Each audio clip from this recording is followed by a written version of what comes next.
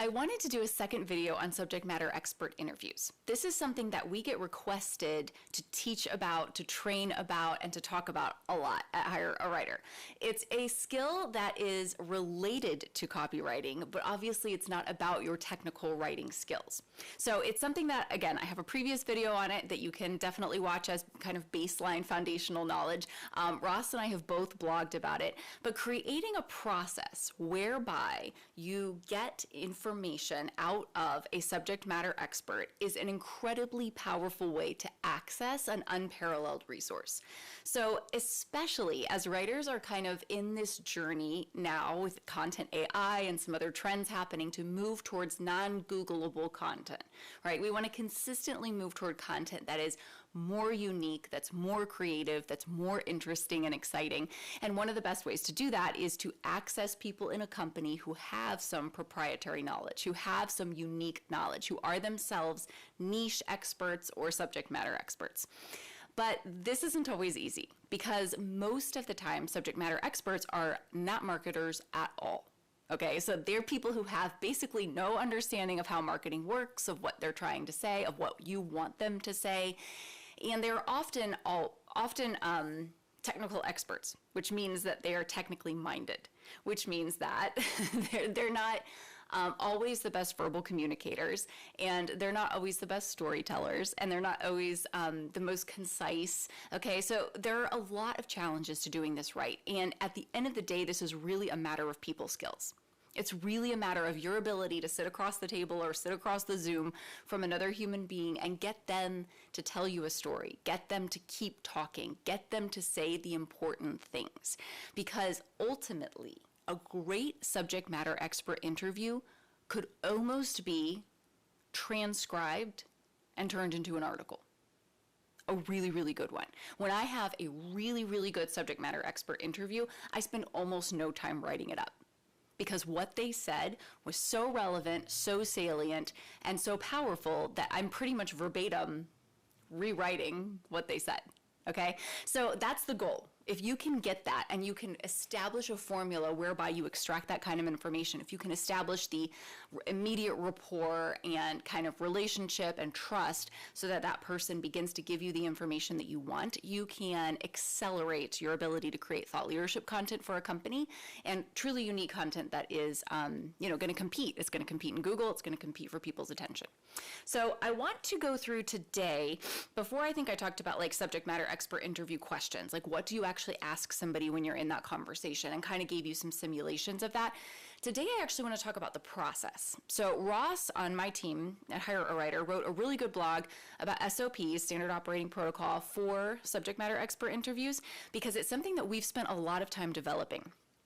If you have a system or a process in place, you're going to set your SME up for success, and you're going to set yourself up for success. And so there are a couple of different phases to this, but I would suggest that you think about crafting the subject matter expert interview process with pre-work, outreach, confirmation, the call, and follow-up. And that's pretty much the flow of events that you're going to employ for every subject matter expert interaction.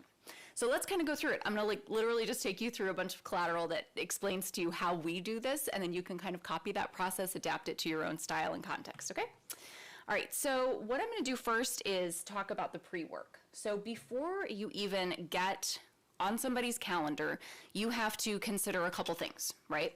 You have to consider first the editorial. So what article are they being assigned to? What do they know a lot about? How are you going to set them up for success, creating content that works in your overall content strategy? So editorial stewardship is a huge part of copywriting skill and copywriting leadership.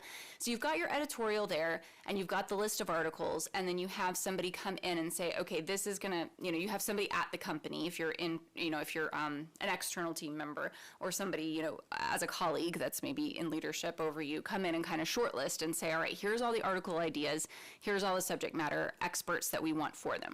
I would strongly suggest that in that editorial you have a column set up for the subject matter expert full name, title, and email address. It's like one of those like very small things that most people like don't do. And then you end up like back and forth in like a ClickUp thread or an Asana task or something trying to figure out, okay, but what's that person's actual name? Okay, but what's that person's title? Okay, but how do I contact them?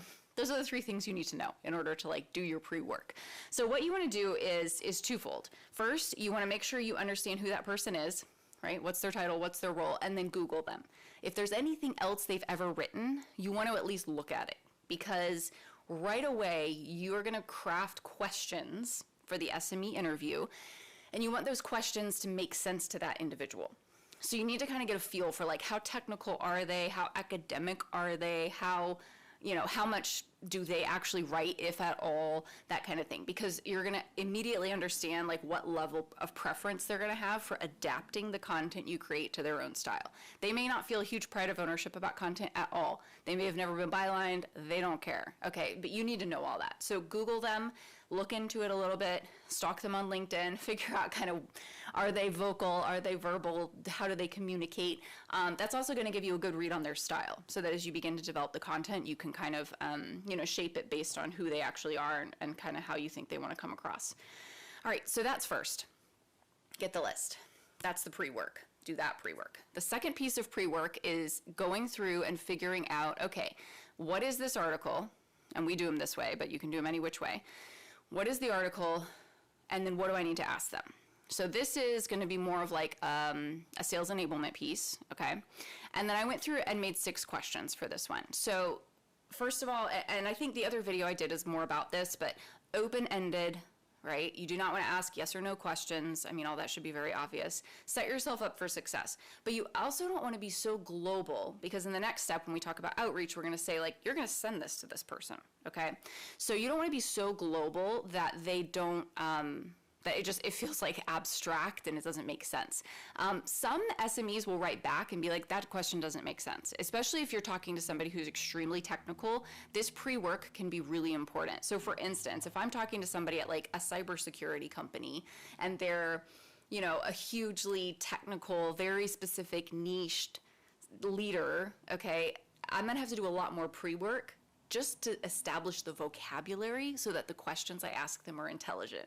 Okay, so your one side of pre-work is the individual themselves, the SME, and then the other side of the pre-work is the topics. So what are you going to cover, and are your questions rich and good and meaningful? So spend a little bit of time doing that, and obviously it should occur to you right away. If you're a freelance writer, staffing in, if you're any kind of control or agency over your pricing, consider the amount of time it takes to do this.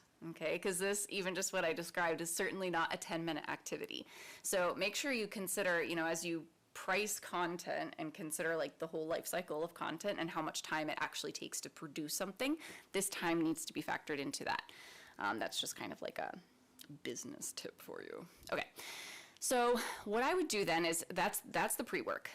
Next stage, outreach. Reach out. You want to know, so you obviously need to know their name and email, and then you want to know everybody that you need to copy, okay? So if you are, again, staffing in, the CMO might want it, the marketing director, the content marketer, the vertical leader, okay, all the different people who are going to want to be CC'd. I make sure I just do a document like for each client that kind of has those standardized components, so that if like Ross or Sanders or Mark, like if anybody wants to pick it up and needs to have this conversation, they kind of know, okay, here's all the parts and pieces. Make sure your subject line is not spammy. So if you're going to be emailing them from your own email address and not from, and you don't have a company email address for that company, make sure it's not something that's like interview request or something that you think, might come across spammy, like they're like, oh, this isn't a person, this is just, something random. So, maybe put their name in it, mention the company name, all that kind of stuff. All right, and then keep it really short. So what I always do is I always send them the outline with the questions in advance. Some of them will look at it, some of them won't, but give it to them, okay? You want them to have it in advance. And then figure out how long. Make sure you clearly state the time commitment.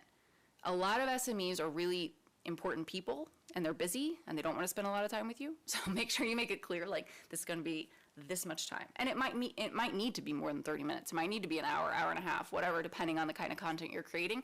But make sure it's very clearly stated, this is what I'm expecting of you. And then a calendar link. So I always just put my calendar link in there. I don't like to use naked URLs in emails because I think it looks sloppy. So I would just suggest that you hyperlink text because I think it looks better. And then I would make sure you always end with your full name. So my signature would have been in here too if obviously it was being sent through an actual email. All right, so that's that. So you've done your pre-work. You've reviewed the individual. You've reviewed the topics. You've done the outreach. Sometimes you're going to have to reach out again. Sometimes you're going to have to reach out again. We'll talk about content SOPs in a different thing because this is actually like a very important thing to have established, how many times you reach out and how you escalate it and whatever if they don't get back with you.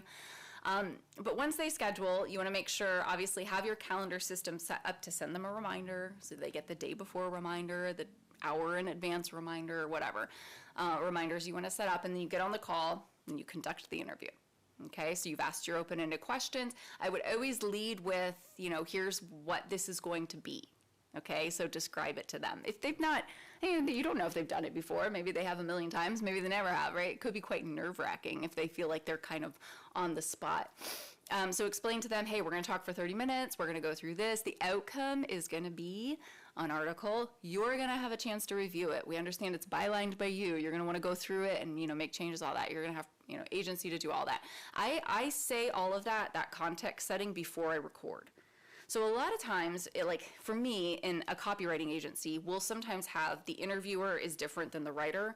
So whatever you can do to shrink the amount of time the person has to listen to the recording, the better. So I do all that intro, and then I'm like, am I good to record? I'm going to go ahead and hit record. Okay, hit record. And then you conduct your interview. You walk through all the questions. You ask clarifying questions. Body language is huge.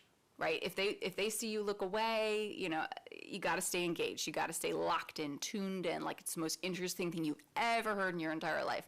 I leave my mic on nowadays to make listening noises because it's real affirming to people to oh yeah, that's great, and just kind of those little things. So little nuances. Again, this is your interpersonal skills, right? Your body language, your self-presentation, how you're coming across, how you're communicating, how intelligent are your follow-up questions. All of that goes into whether or not you're a good interviewer. So conduct the interview, be fantastic, be excellent and charming, and wrap it up very well. So make sure you end on time, respect their time. Make sure make sure they understand they have to respect your time, right? Put a sharp ending to it, and then make sure you reiterate at the end of the conversation. Okay, just to remind you, what's next is blah blah blah blah. You'll expect to hear from me. Blah, blah, blah, blah, blah. Okay, so make sure there's a very clear expectation of what will happen next and when. Okay, so that's just a really important way to kind of wrap it up, put a bow on it. And then I always say, hey, if you think of anything after this call, feel free to, reach out and we can talk about it. So that's that. Okay, so we've got pre-work, outreach, interview, writing, right? And then follow-up. So what I would say for writing, and the one thing I'm just going to talk about right now, is that I have, especially when you're in a larger organization or you're working with a larger organization, it is really, really helpful to keep those original SME questions that you had in the document. So I'll show you the document that I use again, just so you have it right in front of you. But basically, so if this is the content planning document for this article, what I would probably do is take the SME questions and stick them up at the top here, okay? And I might even make them smaller and then write the article. Because sometimes what will happen is you'll have a CMO or a marketing director or somebody in leadership who will be like, that's not accurate at all. Did you talk about that? Or you missed this point. Why didn't you ask that, right? It's really important to have a reference point for what the conversation was. It goes without saying, save the recording in a properly named file folder so that you've got access to it always. Don't keep it in your Zoom. Pull it off, put it in your Google Drive with that client's folder. Do the good things from a just organizational perspective. But then keep those questions in the document itself so you can quickly reference it and say, okay, but I did ask that and this was their answer. Okay, because a lot of times there will be a little bit of conversation, let's call it, around how the editorial decisions you appeared to make. And often it's really what the SME said, and maybe the marketing director just doesn't know it, or that kind of thing, because it's not their expertise, right? It's the subject matter's expertise. So it's important to stay true to the subject matter expert. I will say, as a writer who's liaising between a subject matter expert and a marketing department, you will often play middleman a little bit, where it's like, okay, but this is what they said, okay, but this is what they're asking for, and you've got to be smart about how you don't sell anybody out. Make sure you have like even loyalty to the truth of what the subject matter expert said, and then what the marketing department is pushing you to produce, and things like that. So there's always a little bit of a dance there, especially in larger organizations, that you just kind of have to be smart about how you navigate. Okay, so we did our pre-work, we did our outreach, we did our writing, we did our follow-up. So follow-up. You need to be very clear about who the first draft goes to. Sometimes the first draft of it needs to go to the marketing department. Sometimes the first draft of it goes to the SME. You kind of want to know. If it's going to go to the SME first, I'd strongly suggest having somebody edit it. Right? Don't self-edit. Like, have somebody else look at it, make sure it makes sense, make sure it flows, all that, and then send it to them. I always make sure when I follow up, I tell them exactly how to provide feedback. I will almost never ask an SME to line edit something or to use suggestion mode, because that's assuming they understand my tools, which is not always valid, and they're not going to take the time to learn Google Docs, right, or whatever you use. So I would suggest, unless they have an editing system and they've done this a bunch and got things in place, make sure you say very clearly, like, feel free to edit the doc directly, and I will be able to see your edits. If you, okay, so that, make sure you tell them how to edit it in your follow-up when you email them this, okay?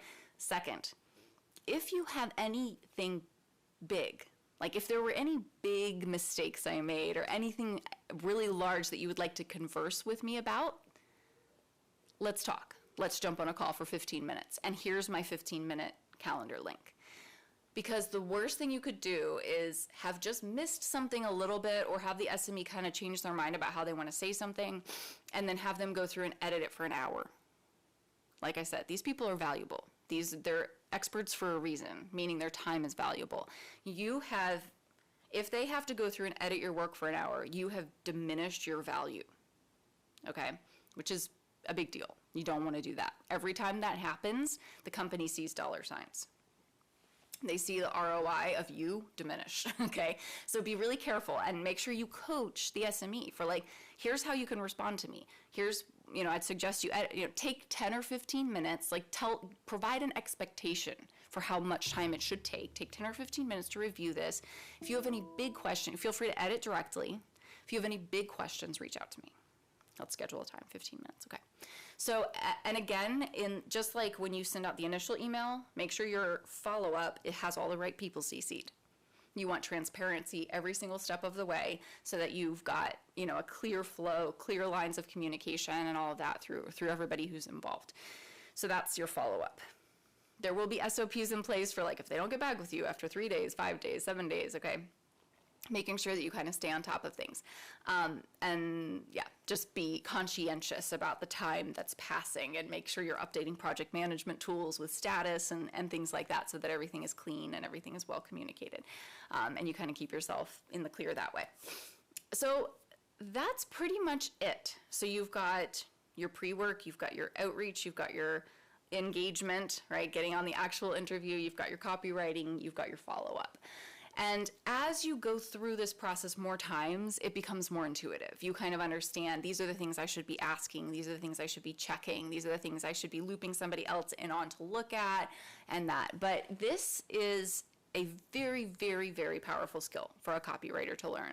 And if you want to move up the food chain and become more influential and work at bigger and bigger companies, this is a really powerful thing to establish. And what you could do even now, like right after you watch this video, is go through and think, like, what templates could I create? Could I create an outreach, email outreach template that kind of has the fields I know I need every time I reach out to an SME? Could I create a content template that has, the content strategy and date and SME name and email and all that? Do I need to go edit my editorial? Do I need to go add a couple columns in for name, title, and email, the information that I need to get in order to contact an SME? Just those little basic things will make you more efficient, because the more you can repeat a process, the less you have to invent it every time. I'm a big fan of that. So that's my advice for like, how do you manage the SME process? Subscribe to my channel. I will try to link the other SME interview video that I did, and I will also link the blogs that we have about this same topic because I think that they can be really helpful for you, and I wish you all the best as you interview great subject matter experts.